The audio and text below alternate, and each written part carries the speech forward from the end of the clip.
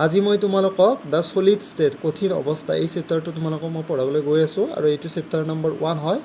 এতিয়া আমাক এই চেপ্টাৰটোৰ প্ৰথম টপিকটো আমাক কি দিছে জানানে? কঠিন অৱস্থাৰ বৈশিষ্ট্য।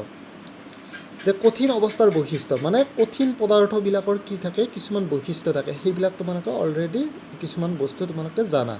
যেনে মই চিম্পলি কৈ দিছোঁ যে কঠিন পদাৰ্থবিলাকৰ কি থাকে, ভৰ, আয়তন আৰু আকৃতি থাকিব। যিকোনো কঠিন পদাৰ্থ তুমি এটা লোৱা, যিকোনো কঠিন পদাৰ্থ এটা তুমি লোৱা, তাৰ কি থাকিব, নিৰ্দিষ্ট ভৰ, আয়তন আৰু আকৃতি থাকিব, হয়নে? আৰু কঠিন পদাৰ্থ 1 নম্বৰ পইণ্ট আমি গম পালোঁ। 2 নম্বৰ পইণ্ট কি গম পালোঁ, যে কঠিন পদাৰ্থবিলাকক সংকুচিত কৰিব নোৱাৰি, সেইটো আমি গম পালোঁ। 3 নম্বৰ পইণ্ট আমি কি জানিম জানানে? কঠিন পদাৰ্থবিলাক যিবিলাক কণিকাৰ দ্বাৰা গঠিত, সেই কণিকাবিলাকৰ মাজৰ যিটো আন্তঃআণৱিক যিটো দূৰত্ব আছে, এটা আন্তঃআণৱিক যিটো দূৰত্ব আছে, পাৰ্টিকলছবিলাকৰ মাজৰ যিটো গেপ আছে, দূৰত্ব আছে, সেইটো বহুত কম হয়। সেইকাৰণে 4 নম্বৰ অপশ্যন আমি সেইকাৰণে কি ক'ব পাৰোঁ, যে সেইকাৰণে কঠিন পদাৰ্থত তোমালোকৰ আন্তঃআণৱিক দূৰত্বটো বহুত কম কাৰণে সিহঁতৰ আন্তঃআণৱিক বলটো বহুত বেছি হয়। তো এইকেইটা পইণ্ট তোমালোকক মই কৈ দিলোঁ, 4টা পইণ্ট। কি কৈ দিলোঁ প্ৰথমতে, যে কঠিন পদাৰ্থৰ নিৰ্দিষ্ট ভৰ, আয়তন আৰু আকৃতি আছে, কঠিন পদাৰ্থক সংকুচিত কৰিব নোৱাৰি, কঠিন পদাৰ্থবিলাকত মানে পাৰ্টিকলবিলাকৰ মাজৰ যিটো আণৱিক যিটো দূৰত্ব আছে, সেইবিলাক বহুত কম হয়, আৰু আন্তঃআণৱিক বলটো বহুত বেছি। আন্তঃআণৱিক দূৰত্বটো কম আৰু আন্তঃআণৱিক বলটো বহুত বেছি। এইকেইটা আমাৰ কঠিন পদাৰ্থবিলাকৰ বৈশিষ্ট্য। এতিয়া আমি নেক্সট পঢ়িব লাগিব, এই আমাৰ যে কঠিন পদাৰ্থবিলাক আমি যে পঢ়িলোঁ, এতিয়া কঠিন পদাৰ্থৰ বৈশিষ্ট্য পঢ়িলোঁ, যে এই কঠিন পদাৰ্থবিলাক আকৌ 2 প্ৰকাৰৰ আছে। কঠিন পদাৰ্থ আকৌ ইয়াতে আমাৰ 2 প্ৰকাৰৰ আছে। কি কি আছে? 1 নম্বৰ হ'ব ক্ৰিষ্টেলাইন। ক্ৰিষ্টেলাইন মানে হ'ব অসমীয়াত কি বুলি কয় জানেনে? ক্ৰিষ্টেলীয় বুলি কয়। অসমীয়াত কি বুলি কয়? ক্ৰিষ্টেলীয় কঠিন পদাৰ্থ হৈ গ'ল। আৰু 2 নম্বৰ হ'ব অনিয়তাকাৰ কঠিন পদাৰ্থ। নিয়তাকাৰ কঠিন পদাৰ্থ মানে এমৰফৰাছ চলিড বুলি কোৱা হয়। এমৰফৰাছ চলিড হৈ গ'ল। এইটো হ'ব 2 নম্বৰ টাইপ। এতিয়া আমি গম পালোঁ যে কঠিন পদাৰ্থবিলাকক আকৌ 2টা ভাগত ভাগ কৰিব পাৰি। এটা হ'ব ক্ৰিষ্টেলীয় কঠিন পদাৰ্থ, এটা হ'ব অনিয়তাকাৰ কঠিন পদাৰ্থ। এতিয়া ক্ৰিষ্টেলীয় চাবা, যি কঠিন পদাৰ্থই নহওক কিয়, মানে পাৰ্টিকলছ কণাৰ দ্বাৰা গঠিত। এইটো ক্ৰিষ্টেলীয় কঠিন পদাৰ্থটো কণাৰ দ্বাৰা গঠিত হ'ব, অনিয়তাকাৰ কঠিন পদাৰ্থটো কণাৰ দ্বাৰা গঠিত হ'ব।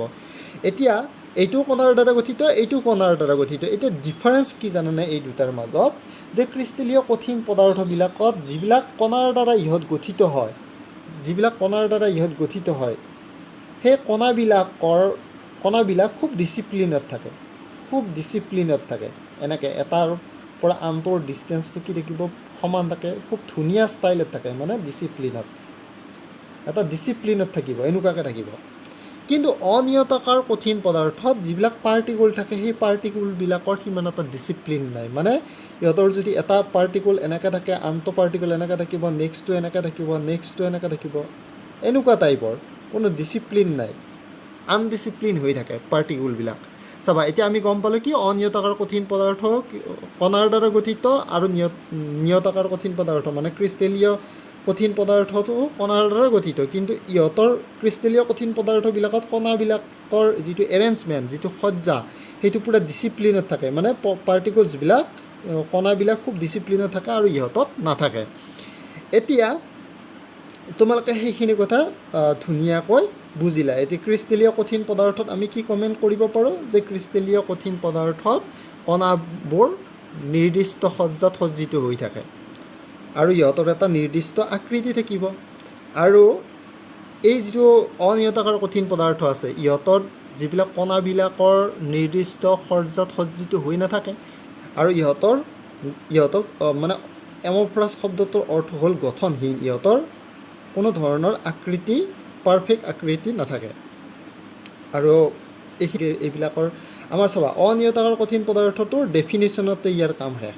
ইয়াৰ ডেফিনেশ্যন আৰু এটা জাষ্ট যে অনিয়তাকাৰ কঠিন পদাৰ্থবিলাকক ভুৱা কঠিন পদাৰ্থ বুলি কোৱা হয়, আৰু এনেকুৱা 1-2টা কুৱেশ্যনতে ইয়াৰ কাম ফিনিছড। কিন্তু যিটো আমাৰ গোটেই চেপ্টাৰটো আমি একচুৱেলি কি পঢ়িব লাগিব, ক্ৰিষ্টেলাইন চলিডৰ বিষয়ে পঢ়িব লাগিব।